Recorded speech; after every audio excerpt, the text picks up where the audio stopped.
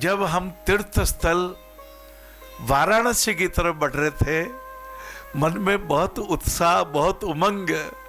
ऐसे वाराणसी तीर्थ स्थल के दर्शन करेंगे जो शंकर भगवान के त्रिशूल पर टिका हुआ महानगर और संसार का सबसे प्राचीन नगर।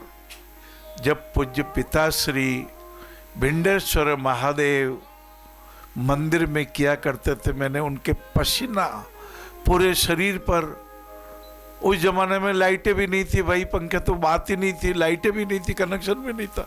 लाइट होगी नहीं तो कनेक्शन होगा कहां से?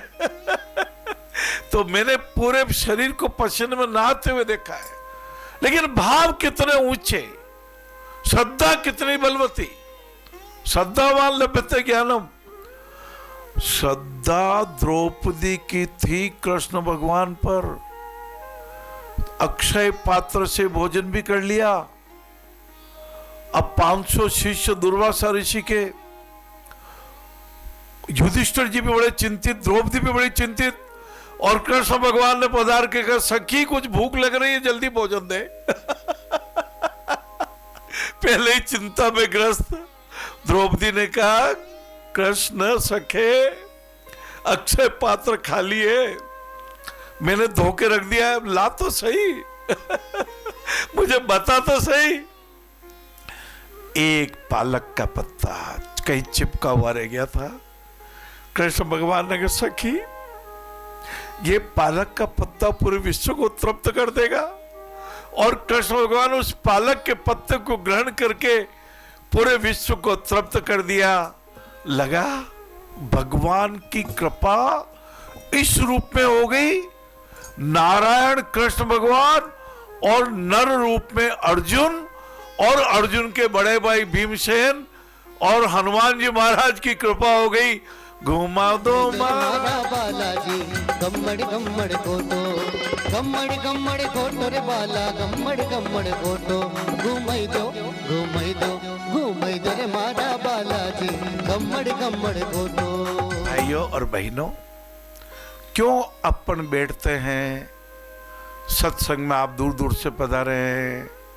हमारे एक भाई मिले होशंगाबाद, नर्मदा नदी के किनारे से, जहाँ मुझे भी जाने का सौभाग्य प्राप्त हुआ। नर्मदा नदी में आचमन किया, स्नान किया। उस घाट पर खड़ा होकर मैं बार बार वाणी से भगवान से प्रार्थना करता, हे प्रभु, हे ठाकुर, कितने भी विपत्तियां हो, कितने भी आपत्तियां हो, मेरे मन को मजबूत रखने की कृपा करना। मेरा मन, आप ऐसी दया करना, ऐसी कृपा करना, ऐसा आशीर्वाद देना कि अनंत अनंत कठिनाइयों में और विपत्ति के इस कोलाहल में, विपत्ति के जंगल में भी मैं निर्भीक होके, हे ठाकुर, आपका कार्य कर सकूं, दीन दुखी की सेवा कर सकूं। क्योंकि मैं जानता हूं ठाकुर, आप कितनी भी परीक्षा लो, उतनी परीक्षा कभी नहीं लेते जहां आपका भक्त टूट जाए। उस भाव के आधार पर, आपकी करुणा दयामय शक्ति के आह्वान पर, आधार पर मैं निर्भीक रूप से आपके इस संसार में सेवा कार्य करने का प्रयास कर रहा हूं।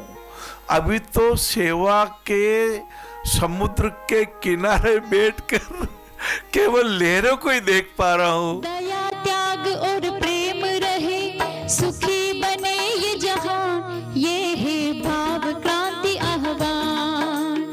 आंखों में हो ममता ऐसी, अपना लगे अनजान, ये है भाव क्रांति आह्वान। भाव क्रांति आह्वान में हम सब आए तो ऐसे आए थे, 9 महीने बंधन में रहे।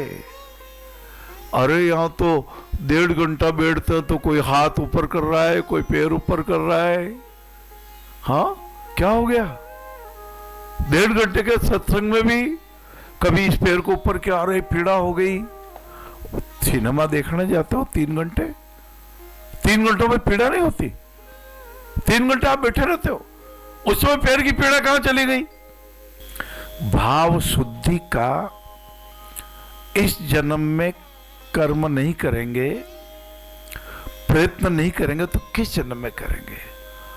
अहिल्या का उद्धार तो भगवान ने कर दिया, और एक अहिल्या नहीं हजारों अहिल्याओं के मन में आया कि हम कहां खो गई थी, कहां भटक गई थी, कहां हमारे पति, अहिल्या के पति गौतम ऋषि ने गौतम नारी श्रापवश, और अहिल्या का कसूर भी नहीं था, कसूर तो इंद्र का था, जो इंद्र गौतम ऋषि का रूप धारण करके आया। ऐसी कथाएं आती है।